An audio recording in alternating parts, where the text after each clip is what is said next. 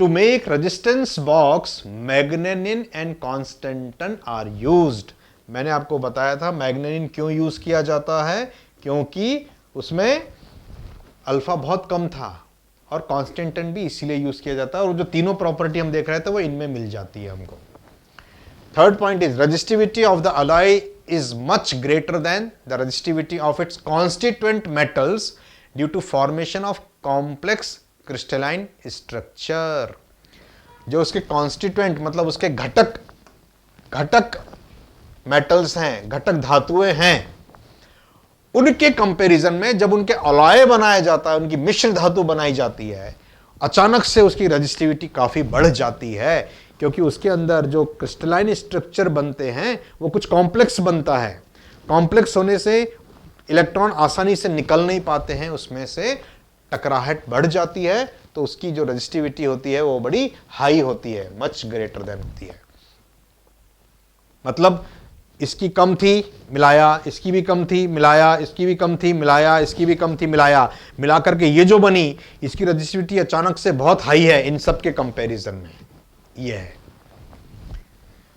For a metallic wire, the ratio V upon I increases as the temperature increases. वो ratio बताया ना, V upon I. V upon I क्या है? Resistance R. Metallic wire के लिए ये भी मैंने एक्सप्लेन किया था आपको. रेजिस्टेंसेस ऑफ वन कार्बन, ये आप जरूर देख लेना कि एक्स एक्सिस पे क्या है, वाई एक्सिस पे क्या है. ये बहुत इंपॉर्टेंट है, क्योंकि बदलते भी हैं, आई वी भी लेते हैं, तो वो उसके अनुसार फिर ये तय होगा. Next is resistances of one carbon filament and one tungsten filament lamps are measured individually when the lamp are lit and compared with their respective resistances when cold. ठंडे के कंपैरिजन में कार्बन का फिलामेंट था, एक tungsten का filament था, दो lamp थे, दोनों को जलाया. Then resistance of tungsten filament lamp will increase, but that of carbon will decrease. तो ये तो एक्सप्लेन किया आपको. The brightness will diminish, decrease when hot. Change होगा. क्यों चेंज होगा? क्योंकि रेजिस्टेंस बदला है. जिसका चेंज जितना ज्यादा होगा उसकी लिमिनिसिटी में उतना फर्क ज्यादा पड़ेगा. राइट. सो टेम्परेचर वेरिएशन के ऊपर कुछ इस तरह के क्वेश्चंस भी आएंगे. पावर, इन केस पावर दी हुई है आपको, पावर आगे हम पढ़ने वाले हैं, होता है V into I. In electrical circuit power is given by the formula V into I. Power is equal to voltage, ohm's law, I into R into I. Power is given by the formula I square R. Power बढ़ेगी तो temperature भी change होगा. More power more temperature, less power less temperature. Temperature change is directly proportional to I square. Circuit में current को किया double, तो 2 का square what 4. Change in temperature becomes 4 times.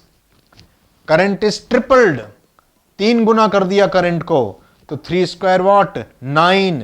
Change in temperature, temperature में change कितना गुना हो गया? 9 गुना हो गया.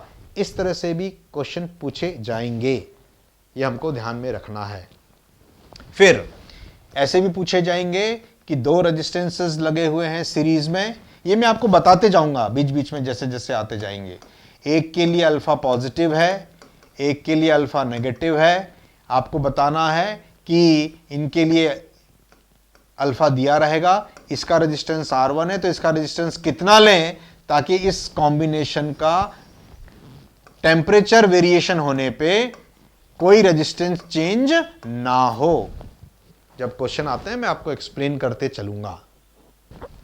Now questions based upon temperature variation of resistivity और resistance. First question, the current I and the voltage V graphs for a metallic wire at 2 different temperatures T1 and T2 are shown in the figure. It is concluded that चित्र में विभवांतर V, विभवांतर यहाँ पे है x axis पे, और धारा I के बीच चालक के 2 ताप T1 और T2 पर ग्राफ दिखाया गया है. आपको बताना है T1 और T2 में क्या रिलेशन है, किसके लिए है ये, चालक के लिए, मेटल्स के लिए, है ना, मेटेलिक वायर है। सो डेफिनेटली रेजिस्टेंस इंक्रीज हो रहा है, ये एक्सप्लेन किया है आपको मैंने। टेम्परेचर बढ़ेगा, इधर पे रेजिस्टेंस बढ़ेगा, निश्चित रूप से T2 is greater than T1, T2 is greater than T1। A answer not correct, T1 T2 is greater than T1, yes B answer is correct.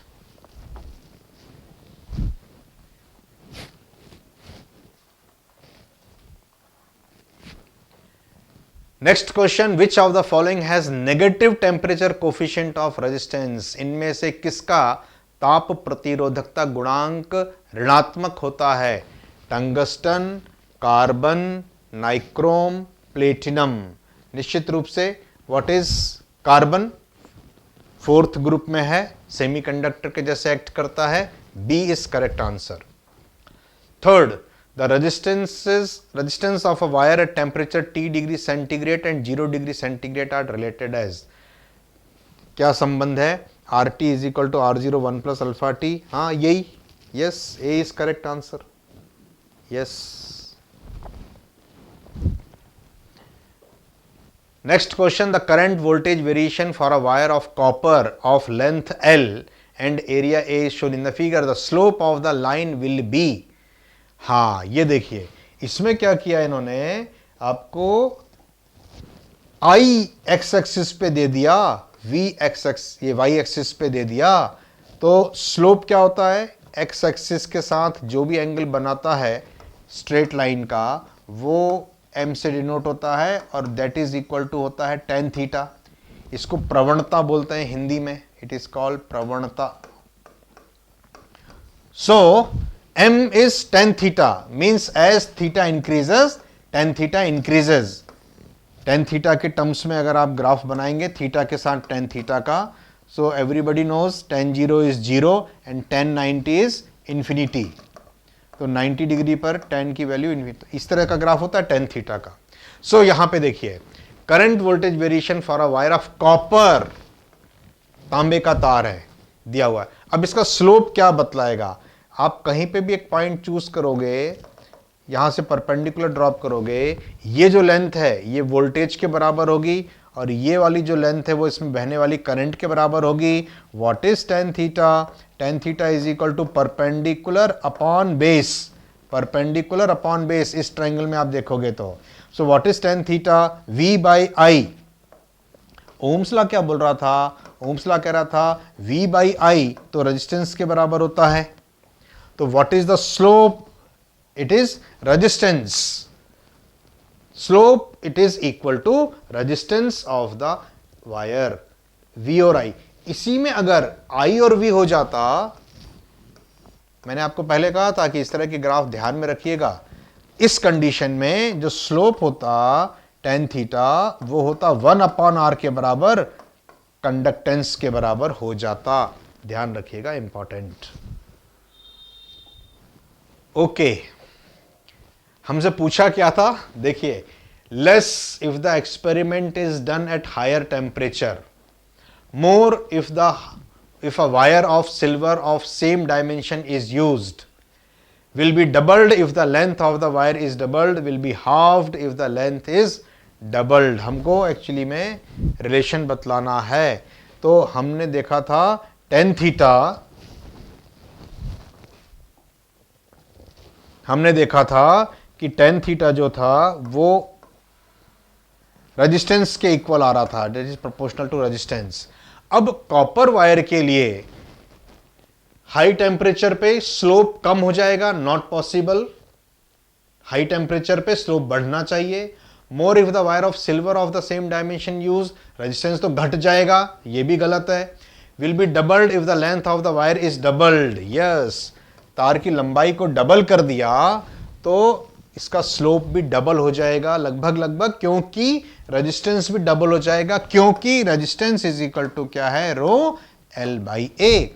Length is doubled, radius sorry resistance will be doubled, slope will be, पूरा तो नहीं but लगभग लगभग double हो जाता है। So correct answer is C.